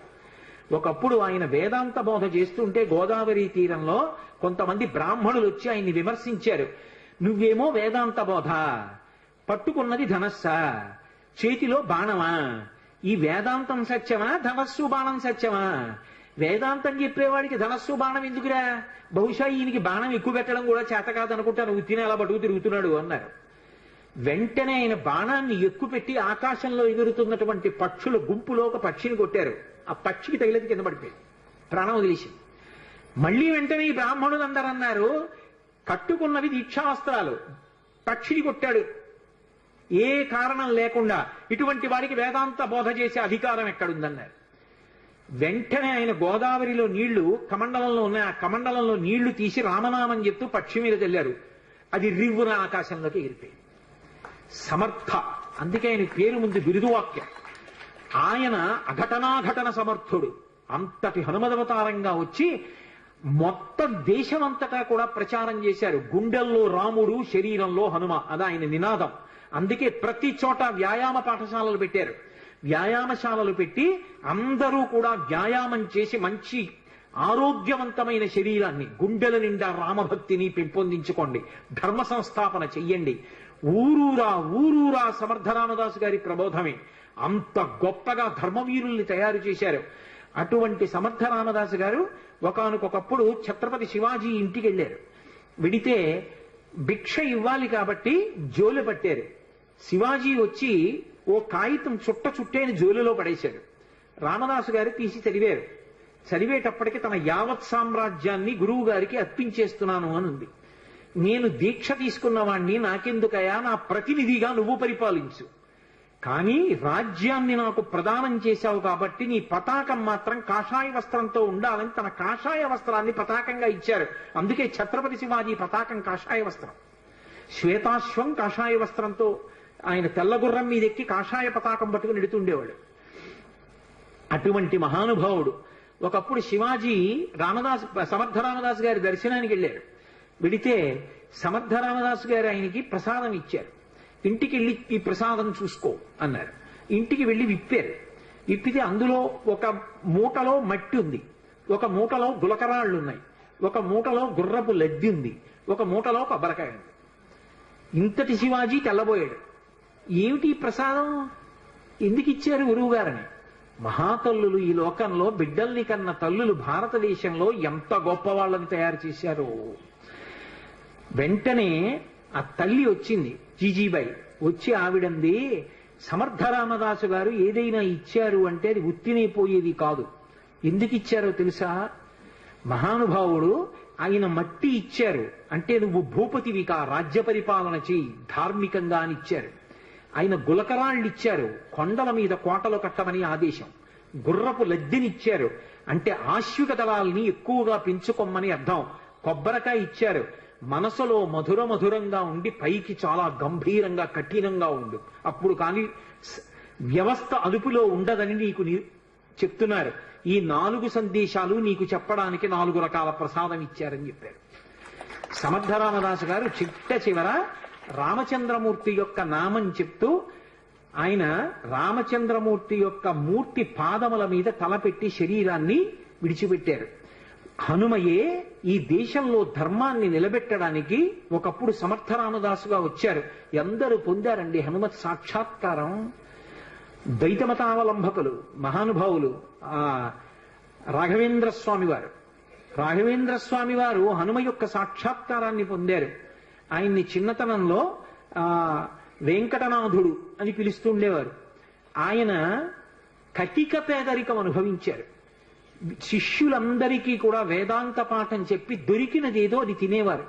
ఆయన చరిత్ర గురించి చెప్తూ కొన్ని అద్భుతమైన విషయాలు చెప్తారు. వారి భార్య గారికిట ఒక్కటే చీర ఉండేదిట. ఆ చీర సగభాగం కట్టుకునేవారట, సగభాగం తడిపి ఆరేసేవారట. అవతలది ఆరితే ఆ ముక్క కట్టుకుని ఈ ముక్క ఆరేసుకునేవారట ఆవిడ. అయినా సరే దరిద్రాన్ని పక్కన పెట్టి భర్త గారిని అనుగమించినటువంటి మహాపతివ్రత. అటువంటి తల్లి, ఒక్కగానొక్క కొడుకు, శిష్యులకి వేదాంత పాఠం చెప్పి దొరికితే తినడం, లేకపోతే ఉపవాసం. అటువంటి వారు ఒకసారి ఒక చోటికి శుభకార్యానికి వెడితే ఆయన్ని పిలిచి గంధం తీయమన్నారు వచ్చిన అతిథులందరికీ గంధం పెట్టడానికి. సూక్త పఠనము అని ఒక మాట ఉంది లోకంలో. పరమభక్తితో సూక్తాన్ని పఠిస్తే సూక్తాధిదేవత అనుగ్రహిస్తుంది. ఆయన అగ్ని సూక్తం చదువుతూ గంధం తీశారు. తీస్తే ఆ గంధం అందరూ బొట్టు పెట్టుకున్నారు. ఒళ్ళు మంటలు వచ్చేసింది వచ్చిన అతిథులకి. ఎక్కడది ఈ గంధం, ఎందుకు ఇలా మంటలు వచ్చిందని అడిగారు. ఆ యజమాని అడిగాడు రాఘవేంద్ర స్వామిని, ఎందుకు ఇలా మంటలు వస్తున్నప్పటికి ఇంకా వెంకటనాథుడు ఆయన పేరు, ఎందుకు ఇలా మంటలు వచ్చిందని అడిగారు. నేను అగ్ని సూక్త పఠనం చేస్తూ ఈ గంధం తీశాను అన్నారు. ఏమిటి, అగ్ని సూక్తం చదువుతూ నువ్వు గంధం తీస్తే ఒళ్ళు మంటలు వచ్చిందా? నువ్వు వరుణ సూక్తం చదివితే చల్లబడుతుందా అన్నారు. చల్లబడుతుందన్నారు. ఏది వరుణ సూక్తంతో తీయన్నారు. ఆయన వరుణ సూక్తం చదువుతూ గంధం తీశారు. ఆ గంధం పెట్టుకుంటే అందరికీ ఒళ్ళు చల్లగా అయిపోయింది. అంతటి మహానుభావుడు సుధీంద్ర స్వాముల వారిని వారి గురువు గారి ఆజ్ఞ మేరకి అకస్మాత్తుగా వారు సన్యాసాశ్రమం తీసుకుని రాఘవేంద్రుడు అన్న పేరుతో ఆ ద్వైత మఠాధిపతులు అయ్యారు. వారు మన ఆంధ్రదేశంలో మంత్రాలయం దగ్గరే హనుమ గురించి జపం చేస్తే పంచముఖాలతో ఆంజనేయ స్వామి ఆయనకి ప్రత్యక్షం అయ్యారు. పంచముఖ ఆంజనేయ స్వామిని ఉపాసన చేసిన మహాపురుషుడు, ప్రహ్లాదుడి యొక్క అంశలో వచ్చాడు అంటారు రాఘవేంద్ర స్వామి. ఎంతమంది హనుమత్ సాక్షాత్కారం పొందారండి, అంతటి మహానుభావుడు. అటువంటి హనుమ లోకంలో ఎవరికి ఏది ఇవ్వలేనిదన్నది లేదు. ఆయన ఎవరికి ఏ కోరిక ఉండనివ్వండి, కోరిక ఉండకుండా ఉండడం అన్నది సాధ్యం కాదు. కోరిక ఉంటుంది, కానీ అది ధార్మికమై ఉండాలి. ధార్మికమైన కోరిక అయి ఉండి కోరిక కానిది. ఆ మాట మీరు బాగా అర్థం చేసుకోవాలి. నాకు పెళ్ళవ్వాలి అని ఒక పురుషుడో స్త్రీయో అనుకున్నారనుకోండి, తప్పు కాదు, ఎందుకంటే పెళ్లి చేసుకోవాలి. నాకు కొడుకు పుట్టాలి, కూతురు పుట్టాలి, అది తప్పు కాదు, ఆ కోరిక ఉండాలి. నేను ఒకళ్ళ దగ్గర చెయ్యి చాపకుండా అన్నం తినాలి, తప్పు కాదు, అన్నం తినాలి. అలాగే నేను అనాయాసంగా శరీరం విడిచిపెట్టేయాలి, తప్పు కాదు, ఆ కోరిక ఉండాలి మనిషికి. ఏ కోరికలు ఉండి తీరాలో అవి పండితే నువ్వు పండుతావో అటువంటి కోరిక కోరి కూడా కోరని వాడే అవుతాడు. అటువంటి కోరికలు ఉండాలి. ఆ కోరిక తీరకపోతే లోకంలో చాలా సులువైనటువంటి మార్గాన్ని పరాశర సంహిత చెప్పింది. పరాశర మహర్షి నిన్న మీతో మనవి చేసి ఉన్నాను. హనుమకి సంబంధించినటువంటి ఉపాసన రహస్యములనన్నిటినీ క్రోడీకరించారు. క్రోడీకరించి మనకి సంహితా రూపంలో ఇచ్చారు. అందులో చెప్పారు శ్లోక రూప మంత్రం. అది మంత్రం అయితే మళ్ళీ అందరూ చెప్పడానికి సావకాశం కలగచ్చు, కలగకపోవచ్చు, ఎందుకంటే స్వరభేదం ఉంటుంది. కానీ అది శ్లోక రూప మంత్రం. అందుకే తప్పు చెప్పకుండా చెప్తే చాలు. హనుమకి ప్రదక్షిణం చేస్తూ నిశ్శబ్దంగా మాట్లాడకుండా ఆంజనేయం మహావీరం బ్రహ్మ విష్ణు శివాత్మకం తరుణార్క ప్రభం శాంతం ఆంజనేయం నమామ్యహం, ఈ శ్లోకం చెప్తూ హనుమకి 108 మాటలు ప్రదక్షిణం చేసి వక్కలతో కాని, పువ్వులతో కాని, అక్షతలతో కాని మాత్రమే లెక్క పెట్టాలి. కాగితం మీద గుచ్చడం, పెన్నుతో కొట్టడం అలా చేయకూడదు. వక్కలు 108 ఓ డబ్బాలో పట్టుకెళ్ళి, ఖాళీ డబ్బా పట్టుకెళ్ళి ఈ ఒక ప్రదక్షిణం చేసినప్పుడు మళ్ళీ స్వామి దగ్గరికి రాగానే నిలబడి ఈ శ్లోకం చెప్పడం. ఆంజనేయం మహావీరం బ్రహ్మ విష్ణు శివాత్మకం తరుణార్క ప్రభం శాంతం రామదూతం నమామ్యహం అండం. ఆ వక్క తీసి పక్క డబ్బాలో వేయడం. 108 ఇందులో వక్కలు అందులోకి వచ్చాయంటే 108 ప్రదక్షిణాలు అయిపోయి మళ్ళీ వక్కల డబ్బా పట్టుకుని ఇంటికి వెళ్ళిపోవడం. హనుమ యొక్క ప్రదక్షిణముల చేత ఆయన అనుగ్రహంతో ఎటువంటి కోర్కెలను కూడా ఆయన తీర్చగలిగిన శక్తి కలిగిన వాడు అని అనుభవించిన పెద్దలు చెప్పిన మాట. అలాగే అకస్మాత్తుగా విపరీతమైనటువంటి రోగం ఏదైనా శరీరానికి ఏర్పడి భయం కలిగితే, హనుమానంజనాసు నో వాయుపుత్రో మహాబల అకస్మాతాగతోత్పాతం నాశయాసు నమోస్తుతే, ఆ శ్లోకం చెప్పాలి. అకస్మాత్తుగా రోగం వచ్చింది, స్వామి నన్ను కాపాడండి, ఈ శ్లోకం చెప్పి ఆయనకి ప్రదక్షిణాలు చెయ్యాలి. హనుమ ప్రదక్షిణముల చేత విశేషమైనటువంటి తృప్తిని పొందుతారు. అటువంటి హనుమకి ప్రదక్షిణాలు చేస్తూ, ప్రదక్షిణం అంటే గబగబ గబగబ నడవకూడదు, అడుగుల చప్పుడు వినపడకుండా నడవాలి. అలా నడుస్తూ ప్రదక్షిణం చేసి ఈ 2 శ్లోకాల్ని అవసరాన్ని పట్టి అనుసంధానం చేయడం నేర్చుకుంటే ఆయన అనుగ్రహంతో రోగాన్ని నివారణ చెయ్యగలిగిన వైద్యుడు దొరుకుతాడు అని దాని అర్థం. ఆయన అనుగ్రహంతో రోగం పోతుంది. 2, ఆయన అనుగ్రహంతో ఎటువంటివైనా, అంటే నా ఉద్దేశం గొంతెమ్మ కోరికలు అని కాదు, నేను అమెరికా అధ్యక్షుడిని అయిపోవాలి అన్న కోరిక కాదు. ధార్మికమైన కోరికలు ఏవి ఉంటాయో వాటిని హనుమ తప్పకుండా అనుగ్రహించి తీరుతారు. అది పెద్దలు చెప్పిన మాట, నేను చెప్తున్న మాట కాదు. అందుకే అంతటి మహానుభావుడైన అటువంటి హనుమ చాలా తొందరగా ప్రీతి పొందేది దేనికి అంటే రామనామం చెప్పడం చేత.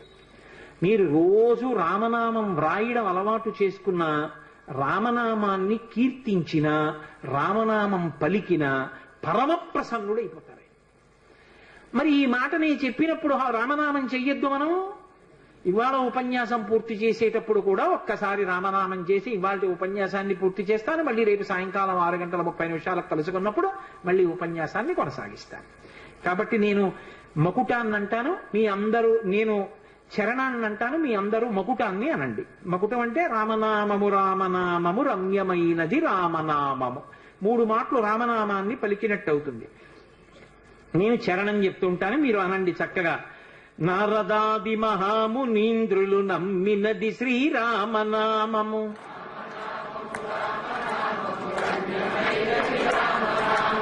దారి నుండి గనడచు వారికి తోడు నీడే రామనామము.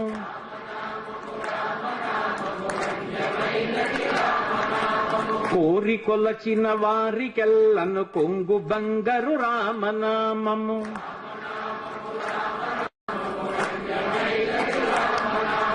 పాహి కృష్ణాయనచు ద్రౌపది పలికినది శ్రీరామనామము.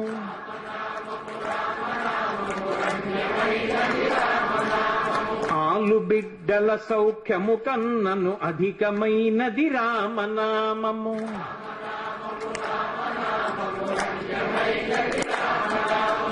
నేను ఈ సందర్భంలో మీకు ఇవాళ ఎందుకు రామనామం తప్పకుండా చెప్పాలి అన్నదానికి ఒక విశేషం చెప్తాను.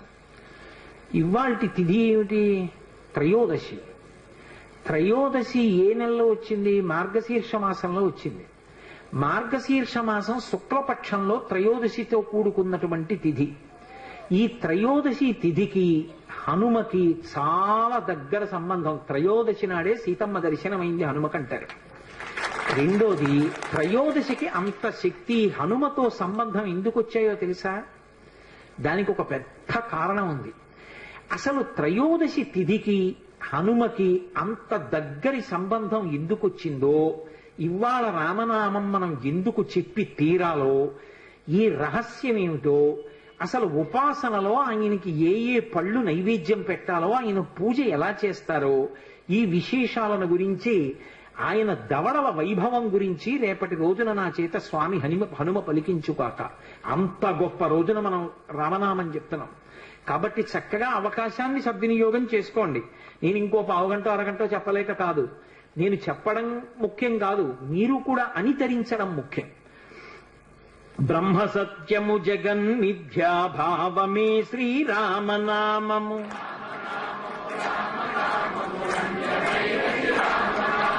భక్తితో భజించు వారికి ముక్తి నొసగును రామనామము.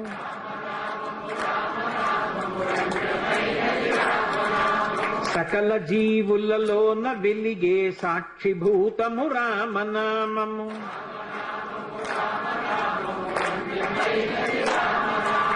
ఆంజనేయుని వంటి భక్తులకాశ్రయము శ్రీరామనామము.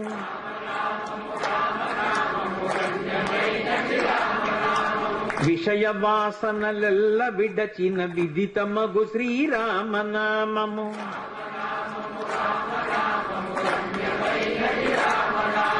నీరుగిరి శిఖరాగ్రమందున మెరయుచున్నది రామనామము.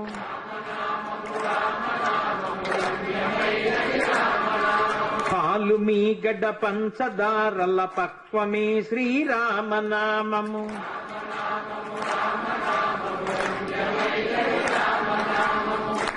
ఇంతమంది ఉన్నారు, మీ కంఠాలకి హనుమ ఎంత ప్రీతి చెందాలండి అవతల వైపు నుంచి.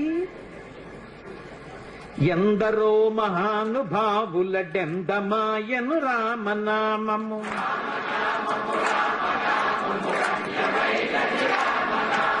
ఘాత వ్రాసిన వ్రాత తుడి చెడి దైవమే శ్రీరామనామము.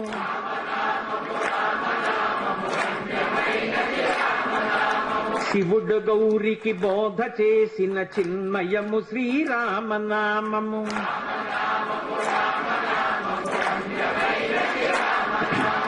జానకీ హృత్కమల ముందున అలరుచున్నది రామనామము.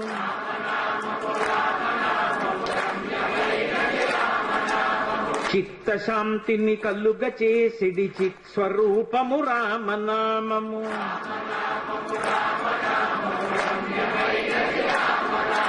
బ్రహ్మపుత్రక రాజ్య వీణా పక్షమైనది రామనామము.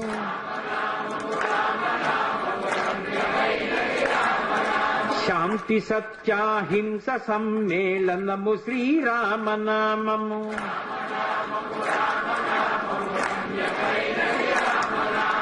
రామనామ స్మరణ చేసిన క్షేమమొసగును రామనామము.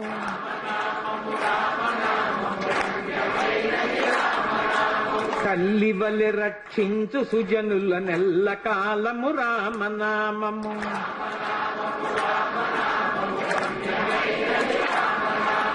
మంగళంబగు భక్తితో పాడిన శుభకరంబగు శ్రీరామనామము. వశవర్తి అని ఒక మాట ఉంటుంది.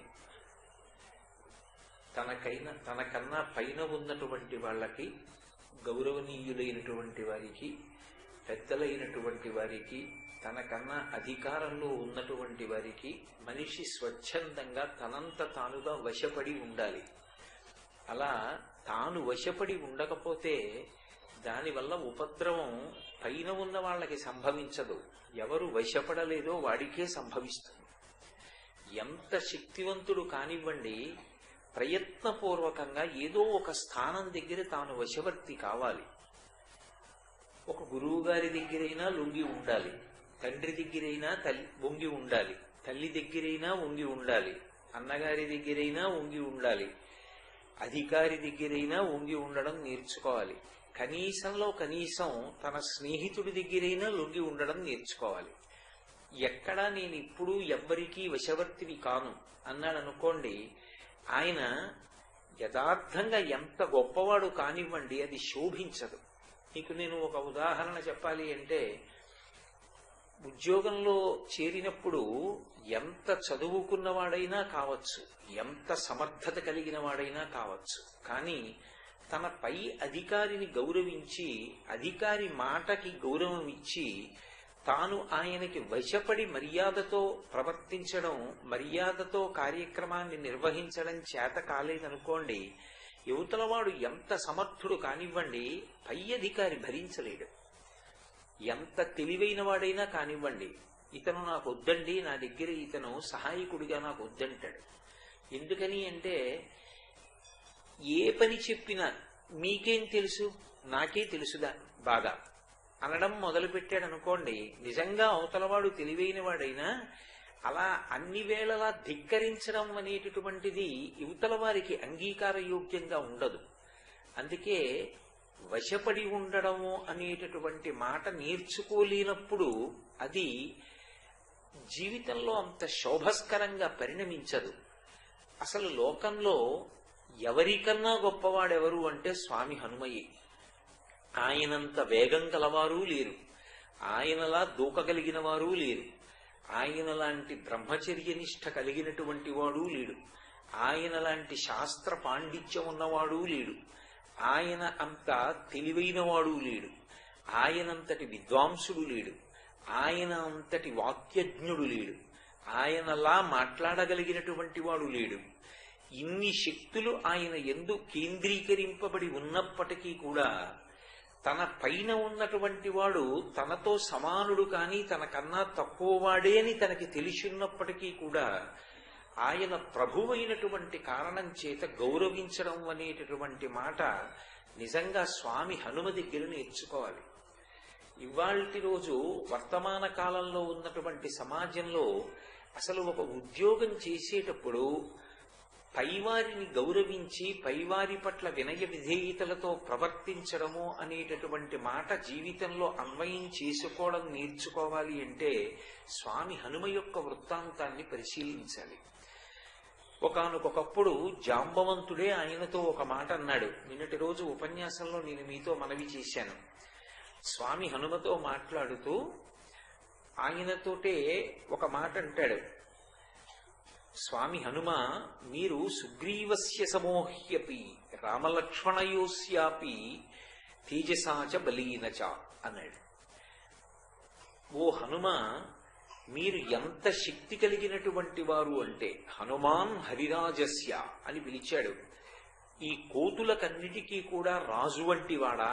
హనుమాన్ హరిరాజస్య సుగ్రీవస్య సమోహ్యపి, నీవు మన ప్రభువైనటువంటి సుగ్రీవుడితో సమానమైనటువంటి బలపరాక్రమములు కలిగినటువంటి వాడివి. సుగ్రీవస్య సమోహ్యపి రామలక్ష్మణయోశ్చాపి తేజసాచ బలీనచ, రామలక్ష్మణుల యొక్క తేజస్సు ఎటువంటిదో నీ యొక్క తేజస్సు నీ యొక్క బలము కూడా అంతటివే. అయినా ఆయన యొక్క తేజస్సు కాని ఆయన బలపరాక్రమాలు కాని లోకహితమునకు ఉపయోగపడ్డాయి తప్ప ధిక్కరించడానికి కాని, నేనింత వాణ్ణి కాబట్టి నా ప్రభువు సుగ్రీవుణ్ణి గౌరవించవలసిన అవసరమే ఉందని గాని, నేను రామలక్ష్మణుల్ని గౌరవించవలసిన అవసరమే ఉందని కాని ధిక్కార ధోరణితో ఆయన ప్రవర్తించినటువంటి సందర్భం ఆయన జీవితం మొత్తం మీద ఒక్కటి కూడా కనపడదు. అంత అద్భుతమైనటువంటి వ్యక్తిత్వం. అందుకే హనుమని ఉపాసన చేస్తే సమస్తమైనటువంటి మంగళకరమైన గుణములు అలవడతాయి. బుద్ధిర్యశో బలం ధైర్యం నిర్భయత్వమరోగత అజాడ్యం అక్పుటత్వంచ హనుమాత్ స్మరణాద్భవేత్ అంటారు. హనుమని స్మరించినంత మాత్రం చేత బుద్ధి, కీర్తి, బలము, ఆయువు, ఆరోగ్యము, నిర్భయత్వము ఇటువంటి మంచి లక్షణములు అన్నిటినీ మించి జాడ్యం పోవడం లాంటి మంచి లక్షణాలన్నీ సంక్రమిస్తాయి. అంత గొప్ప స్వరూపం హనుమ. హనుమ అంత మంగళప్రదుడు కావడానికి కారణం ఆయన పరమశివుని యొక్క అవతారం. శివావతారమే హనుమ. అందుకే శివుడు మంగళప్రదుడు. శివ అన్న నామానికి అర్థం ఏమిటంటే నిత్య శుభంకరుడు. ఎప్పుడూ శుభములను చేస్తూ ఉంటాడు, ఎప్పుడూ మంగళములను చేస్తూ ఉంటాడు, ఎప్పుడూ శోభనములను చేస్తూ ఉంటాడు. అలా ఎప్పుడూ శుభం చేసేవాడెవరో ఆయనకే శివుడు అని పేరు. ఆ శివుడే స్వామి హనుమగా అవతారం స్వీకరించారు. ఈ రహస్యం తెలిసున్నవారు కాబట్టే సమర్థరామదాసు గారు త్రయోదశాక్షరీ మహామంత్రాన్ని వ్యాప్తి చేశారు. శ్రీరామ జయ రామ జయ జయ రామ, అది త్రయోదశాక్షరీ మహామంత్రం అంటారు దాన్ని. అందులో 13 అక్షరాలు ఉంటాయి. 13 అక్షరాలతో ఉండేటటువంటి ఈ త్రయోదశాక్షరీ మహామంత్రాన్ని వ్యాప్తి చేసినటువంటి వారు సమర్థరామదాసు గారు. వారు ఎక్కడికి వెళ్ళినా ఒక మాట అంటుండేవారు, జై రఘువీర అంటుండేవారు. ఆయన ప్రచారం చేసింది శ్రీరామ జయ రామ జయ జయ రామ. శ్రీరామ జయ రామ జయ జయ రామ అన్న మంత్రం ఎంత శక్తివంతం అంటే, పెద్ద పెద్ద అధికార స్థానాలలో ఉండి ఒక్క సంతకం పెడితే కొన్ని కోట్ల రూపాయలు విడుదల చెయ్యగలిగినటువంటి వాళ్ళు, ఒక్క సంతకం పెడితే కొన్ని లక్షల మంది జీవితాన్ని ప్రభావితం చెయ్యగలిగినటువంటి వాళ్ళు, తమ బుద్ధి ఎప్పుడూ మంగళప్రదంగా 10 మందికి పనికొచ్చేటట్టుగా రాగద్వేషాలకి అతీతంగా ప్రచోదనమయ్యేటట్టుగా ఉండాలి అంటే శ్రీరామ జయ రామ జయ జయ రామ అన్న మంత్రాన్ని వింటూ ఉంటారు. నేను కర్ణాటక గవర్నమెంట్ లో పనిచేసేటటువంటి ఒక సీనియర్ ఐఏఎస్ ఆఫీసర్ తాలూకా అధికార కార్యాలయంలో ఆయన కూర్చునేటటువంటి గదిలో నేను ఈ మంత్రం చాలా తక్కువ స్థాయిలో వినపడుతుండగా విన్నాను ఒకసారి. ఆయన్ని అడిగాను, మీరు ఇది ఎందుకు వింటుంటారు అని అడిగాను. అడిగితే, నేను ఒక్క సంతకం పెడితే కొన్ని కోట్ల రూపాయల నిధులు విడుదలవుతాయండి, నేను ఒక్క సంతకం పెడితే కొన్ని లక్షల మంది జీవితాలు ప్రభావితమవుతాయి, అంత శక్తివంతమైన శాఖలో నేనున్నాను. నా బుద్ధి ఎప్పుడూ కూడా వైక్లభ్యం పొందకూడదని, సక్రమమైన రీతిలో అది ప్రచోదనం పొందాలని ఈ శ్రీరామ జయ రామ జయ జయ రామ అన్న మంత్రాన్ని నిరంతరం వింటుంటాను అన్నారు. అది పరమసత్యం. ఎందుచేత అంటే సమర్థ రామదాసు గారు 13 అక్షరాలతోటే ఆ మంత్రాన్ని తీసుకురావడం వెనకాతల ఒక పెద్ద రహస్యం ఉంది. ఇది 13 అక్షరాలతో వచ్చి బీజాక్షరములతో సంపుటీకరణమై ఉంటుంది. అందులో శ్రీరామ జయ రామ జయ జయ రామ 3 మాటలు రామనామం తిరుగుతుంది. 3 మాటలు రామనామం తిరిగి మొట్టమొదటి అక్షరం శ్రీకారంతో ప్రారంభం అవుతుంది. శ్రీకారానికి శాక్తేయ ప్రణవము అని పేరు. అమ్మవారి శక్తి అంతా శ్రీకారంలో ఉంటుంది. రామ పురుషవాచకం. శ్రీరామ అనేటప్పటికీ అది సీతారాములిద్దరినీ కలిపి చెప్పినటువంటి మంగళవాచకం అవుతుంది. పక్కన స్త్రీశక్తి లేకపోతే స్త్రీతో కలిసి ఉండనటువంటి మూర్తికి ఉపాసన ఉండదు. అంటే నిరంతరం భగవదార్చనగా ఉపాసన చేయడానికి అవకాశం ఉండదు. అందుకే దేవతలందరినీ భార్యలతో కలిపి సంకేతిస్తారు. అది ఉపాసనా పరంగా ఉండేటటువంటి రహస్యం. కాబట్టి ఇప్పుడు శ్రీరామ జయ రామ జయ జయ రామ, మళ్ళీ జయ శబ్దం 3 మాటలు తిరుగుతుంది. జయ అని ఎక్కడన్నా 18 అని గుర్తు. దాని చేత సమస్త వాంగ్మయము ప్రతిపాదింపబడుతుంది. జయ అన్న శబ్దం మంగళవాచకం. అందుకే అది అమంగళాలు కలగనివ్వదు. ఇవన్నీ ఒకెత్తైతే అందులో 13 అక్షరాలే ఉండేటట్టుగా శ్రీరామ జయ రామ జయ జయ రామ అన్న మంత్రాన్ని సమర్థరామదాసు గారు తీసుకురావడానికి ఒక కారణం ఉంది. శ్రీరుద్రం అని మనకి యజుర్వేదాంతర్గతంగా ఒక అద్భుతమైనటువంటి అధ్యాయం. ఆ శ్రీరుద్రంతో ప్రతిరోజు శివాలయంలో శివలింగానికి అభిషేకం చేస్తూ ఉంటారు. అందులో నమక చమకాలది 2 పాఠాలు ఉంటాయి.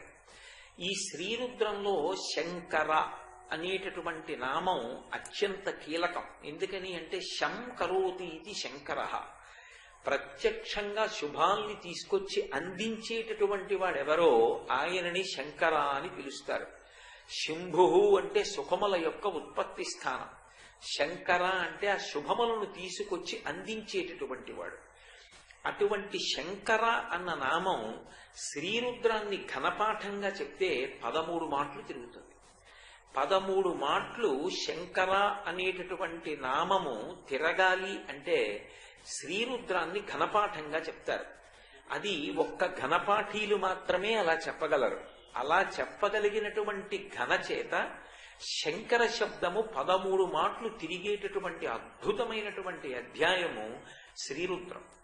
అటువంటి ఆ శ్రీరుద్రం ఏదైతే ఉందో అది పరమశక్తివంతమైనటువంటి అధ్యాయం యజుర్వేదంలో.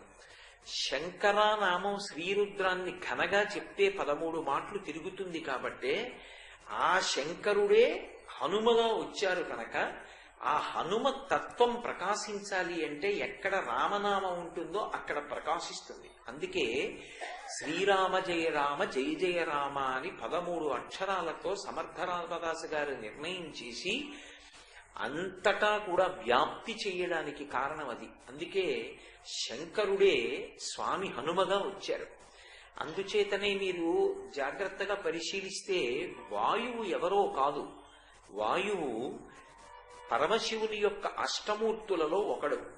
శంకరాచార్యుల వారు దక్షిణామూర్తి స్తోత్రం చేస్తూ భౌరంభంశనలో నిలోంబర మహార్నాదో హిమాంసు పుమాన్ ఇత్యాభాతి చరాచరాత్మకమిదం యస్యైవ మూర్త్యష్టకం నాణ్యకించన విద్యతే విమృశతాం యస్మాత్ పరస్మాత్ విభో తస్మై శ్రీ గురుమూర్తయే నమగిదం శ్రీ దక్షిణామూర్తయే అంటారు. 8గా పైకి కనపడేటట్టుగా ఉండేటటువంటి రూపాలు అన్నీ శివుడివే. ఆ 8 తప్ప ఇంకో 9 ఉండదు. అదే ఒకటి పృథివీ స్వరూపం భూమి, 2వది నీరు, 3వది ఆకాశం, 4వది గాలి, 5వది నిప్పు, 6 సూర్యుడు, 7 చంద్రుడు, 8 యజమాని. యజమాని అంటే నేను నేను అంటుంటానే ఇలా చూపించి లోపల ఉన్నటువంటి జీవుడు యజమాని. ఆ యజమానితో కలిపి 8 శివస్వరూపాలే. అందుకే ఈ పృథివీ అంతా కలిపి ఒక లింగస్వరూపాన్ని ధరిస్తే చూడాలి అనుకుంటే కాంచీపురం పెడతారు. కాంచీపురంలో పృథివీ లింగం, జంబుకేశ్వరంలో జలలింగం.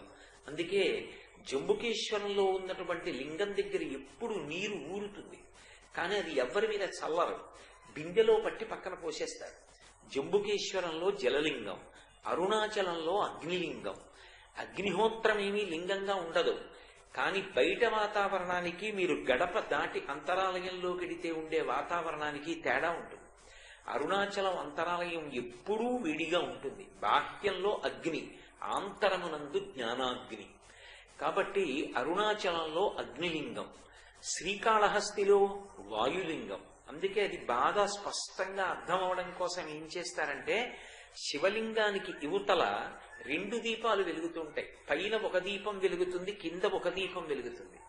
కింద వెలుగుతున్న దీపం ఇలా ఇలా కదలదు, పైన వెలుగుతున్న దీపం మాత్రం ఇలా ఇలా కదులుతూ ఉంటుంది, కానీ నిధనం అవ్వదు. ఇలా ఇలా కదలడానికి కారణం గాలి వస్తూ ఉంటుంది. ఆ వాయువే లింగస్వరూపం. శ్రీకాళహస్తిలో వాయులింగంగా ఉంటాడు. అక్కడ లింగాన్ని ఎవ్వరూ ముట్టుకోరు. ప్రధానార్చకులు కూడా ఆ లింగస్వరూపానికి పెట్టబడినటువంటి ఆ నవగ్రహ కవచాన్ని తీసేస్తారు వచ్చి. అది కూడా ముట్టుకోకుండా తీస్తారు తప్ప లింగాన్ని ఎవ్వరూ ముట్టుకుని అక్కడ ఆరాధన చేయరు. అందుకే శ్రీకాళహస్తిలో వాయులింగం, ఇక చిదంబరంలో ఆకాశలింగం, కోణార్కలో సూర్యలింగం, సీతాకుండంలో చంద్రలింగం, కాఠ్మండూలో యజమానలింగం. ఈ 8 కూడా లింగస్వరూపాలే. ఇందులో వాయువు శివస్వరూపం. అందుకే ఆ వాయువు యొక్క కుమారుడే హనుమ, పవనసూతి అంటారు. ఆ కారణం చేతనే ఆత్మావై పుత్రనామాసి, తండ్రికి కొడుక్కి తత్వతః అభేదం. అందుచేత శివుడొకడు, హనుమ ఒకరు కాదు. హనుమయే శివుడు, శివుడే హనుమ. అందుకే హనుమ ఎక్కడ ఉంటారో అక్కడ కేవలము మంగళమే ఉంటుంది. ఇక అమంగళం ఉండే అవకాశం ఉండదు, అశుభం ఉండే అవకాశం ఉండదు. అందుకే హనుమ యొక్క రూపాన్ని ఎక్కడ చెప్పినా వాల్మీకి మహర్షి కొన్ని రహస్యాల్ని దాచి చెప్తూ ఉంటారు. ఆయన పైకి వానర స్వరూపం, ఆయనంతటి సుందరాతి సుందరుడు ఇంకొకడు లేడు. సౌందర్యము అన్న మాటకు అర్థం ఏమిటి? అది అందంగా ఉండడం సౌందర్యం కాదు, మనకి నిరంతరము క్షేమకరమైనదేదో అది సౌందర్యం.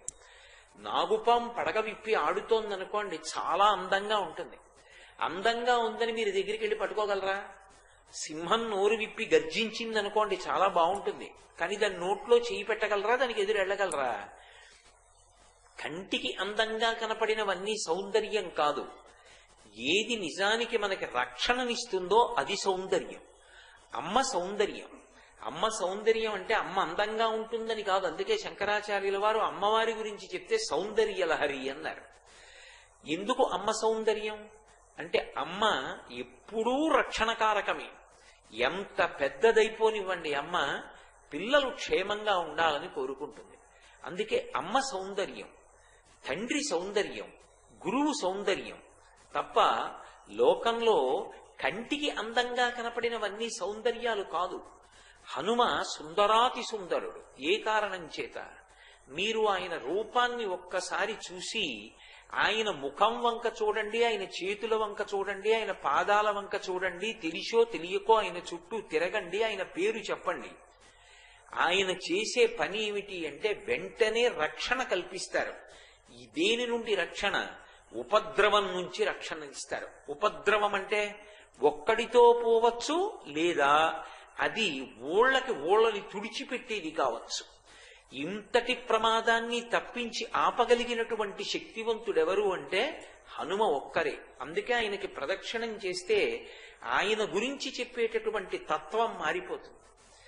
ఆంజనేయం మహావీరం బ్రహ్మ విష్ణు శివాత్మకం అని చెప్తారు. బ్రహ్మ విష్ణు శివులు ముగ్గురు కలగలిసినటువంటి రూపం పరబ్రహ్మమై ఉంటారు. బ్రహ్మ విష్ణు శివాత్మకం, తరుణార్క ప్రభం శాంతం. తరుణార్క ప్రభం అంటే అప్పుడే ఉదయిస్తున్నటువంటి సూర్యుని యొక్క కాంతి ఎలా ఉంటుందో అటువంటి కాంతితో ఉంటారు. శాంతం, పరమశాంతమూర్తి అయి ఉంటారు. రామదూతం నమామ్యహం. ఇది హనుమ విషయంలో చమత్కారం. సాధారణంగా అంత పరబ్రహ్మస్వరూపంగా నిలబడినటువంటి వాడు స్తోత్రం చెయ్యబడతాడు తప్ప వేరొకరికి దూతగా ఉన్నాడు అని చెప్పరు. కానీ ఇంతటి గొప్ప అనుగ్రహశాలి అయ్యుండి కూడా తాను రామదూతగా, సుగ్రీవ సచివుడిగా, పవన తనయుడిగా, వానర సేనాధిపతిగా, వానర నాయకుడిగా కీర్తింపబడుతుంటాడాయన. అందుకే తులసీదాస్ గారు